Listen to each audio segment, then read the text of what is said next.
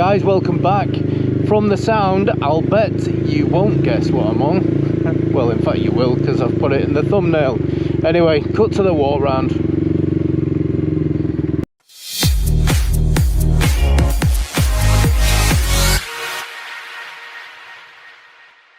Okay, so this is what I've got today. It's the Yamaha MT-125. Now, a few people have mentioned these in the comments when I've done other 125s. And now I'm in a position to compare. So what we'll do, usual fashion, I'll have a look around the bike. I'll show you this bike. I'll show you what I like. I'll show you a couple of modifications that the previous owner's done. And then, of course, we'll go for a test ride. But for now, let's have a look round. So there's the close-up.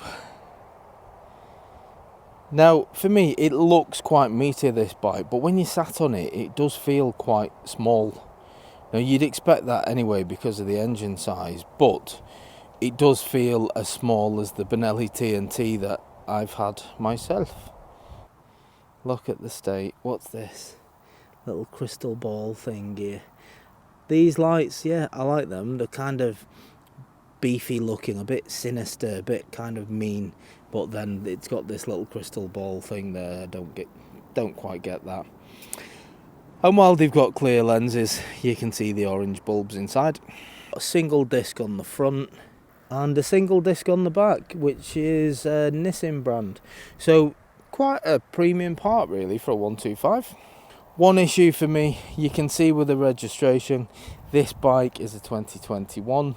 So it's a couple of years old, but you can see a bit of corrosion just on the back. I mean, looking at where that is, that's an easy fix, isn't it? You could just give that a rub down and a bit of a spray just to tidy it up, because I think that is probably the only bit of corrosion I've found looking around it. But it is a couple of years old and it has been used, this bike, quite a lot. Whoever's had this bike previously has had this as their daily rider. You can tell the miles, I think, are on about 17,000. Confirm it on the test ride. Comfort wise, now you can see there is space for a rear seat passenger. However, there isn't a lot of padding there for them. And yeah, that's not even a grab rail of any description. There's nothing really to grab onto there. Nothing at all. However, it has got the pegs for a rear passenger should you want to take one with you. The important seat, the seat for the rider, because well, let's face it, a lot of 125s only get used by one person anyway, don't they? And it's the person that sits here. This is a really comfortable seat. Doesn't look like there's a lot of padding, but you can see there is loads, and it's a nice place to sit that. Now, like its bigger brothers, the MT, in fact all the MT range, do like how the tanks are styled. They're not just a simple design, are they? There's always loads of shapes going on and angles pointing everywhere, and this is exactly the same. Nice. All the way around to the other side. It has got an arrow exhaust system. Now, you'd have heard it on the brief seconds from the intro, but this does not sound like any 125 I've ever ridden before. You can tell it's got an arrow exhaust on because it sounds really beefy.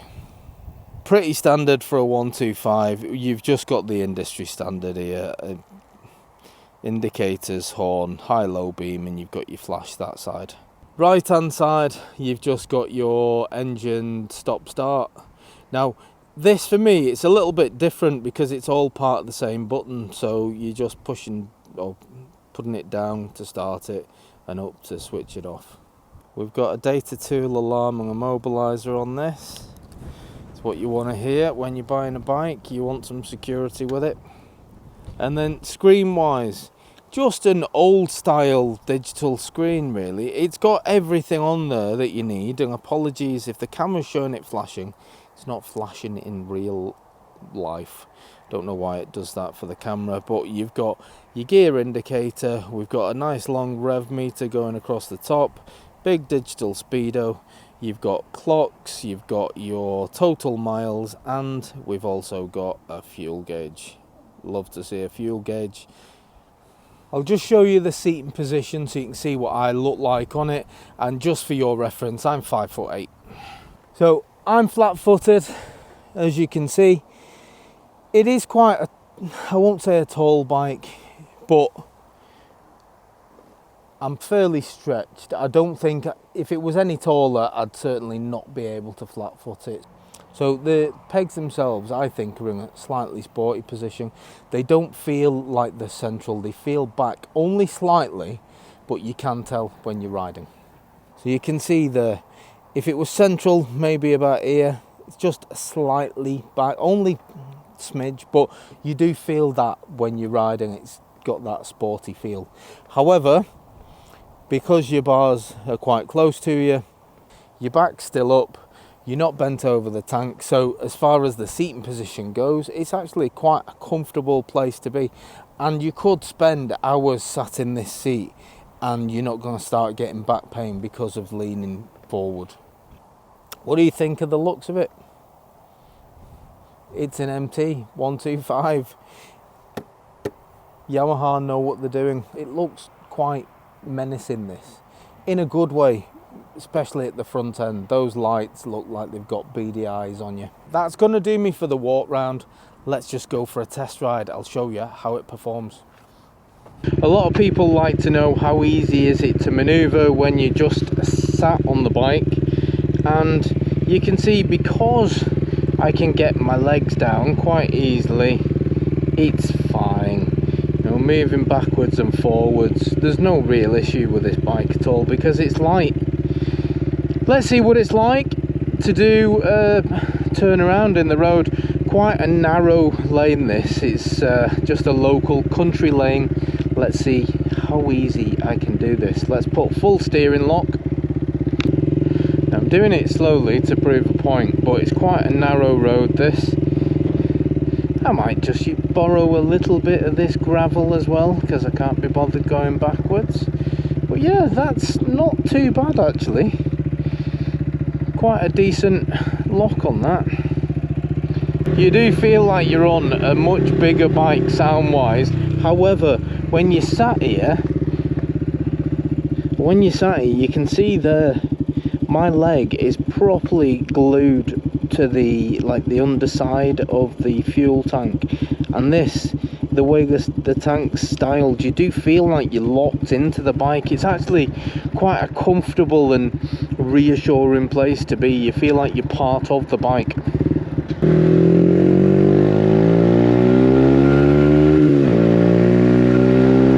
Yeah, you can see it gets to normal road speeds very, very quickly, which is all you can really ask for a bike of this engine size. You want to make sure that you're safe on the roads. You are not going to be holding up traffic with this. Now, to test the top speed, however, or to see if it can get up to 60 mile an hour, because I couldn't do it on the national speed limit road, I'm going to give it a little sneaky junction down the motorway. Got to see what it's capable of, haven't I?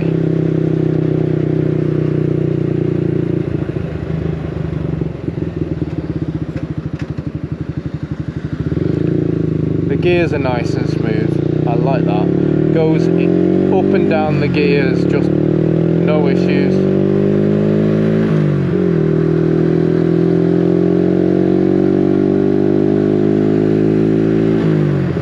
Now it could get windy and get you on the speedo, so you can see just how fast this bike is capable of.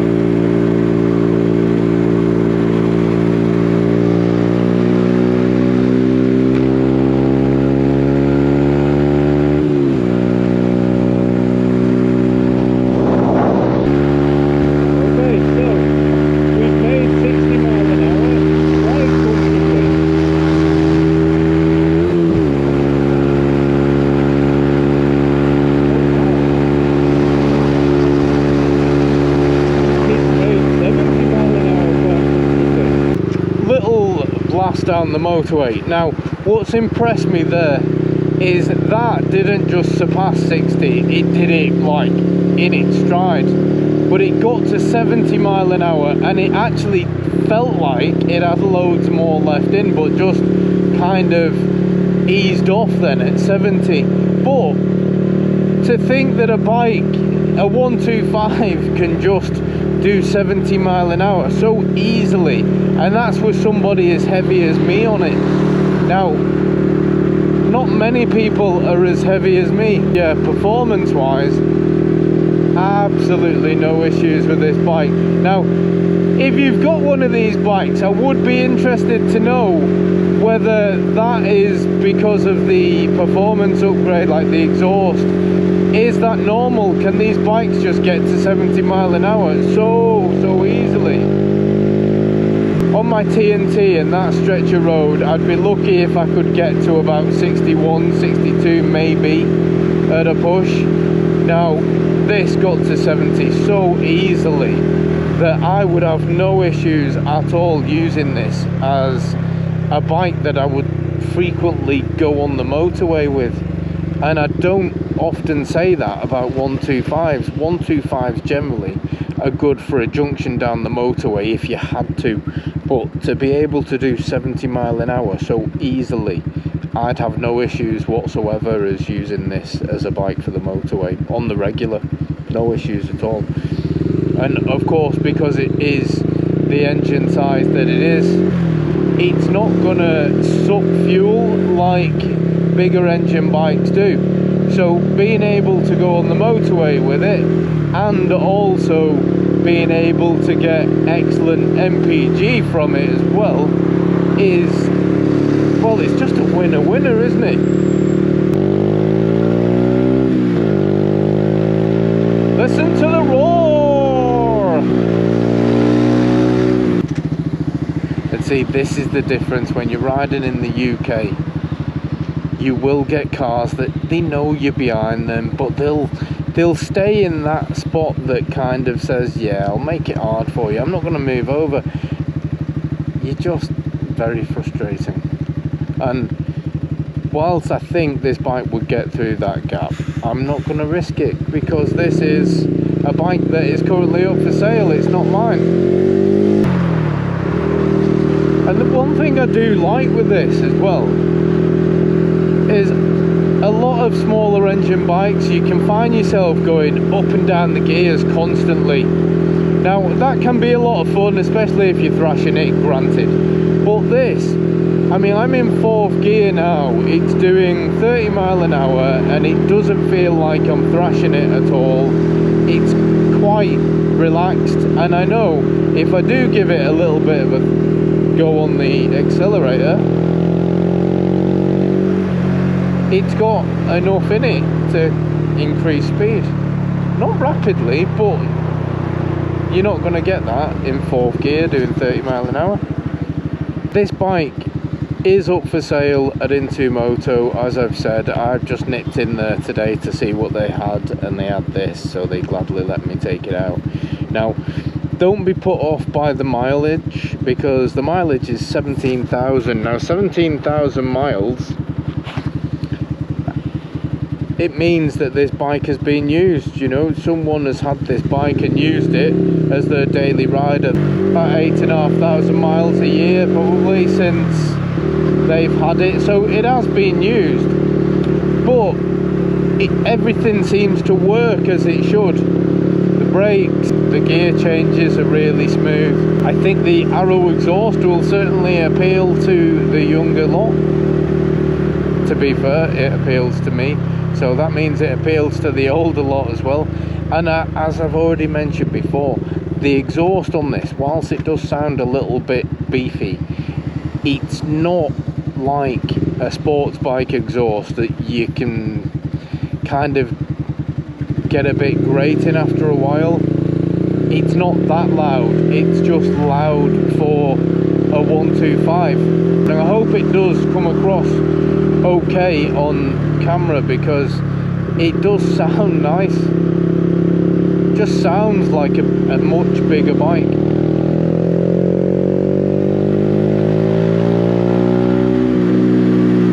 Certainly one one of the best 125s that I've been on. Based on that little motorway go I've just had, I would say performance, this has to be arguably one of the best, if not the best performing 125 that I've been on.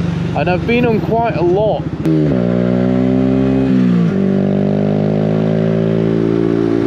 Oh, you can throw it round. The joys of a light bike.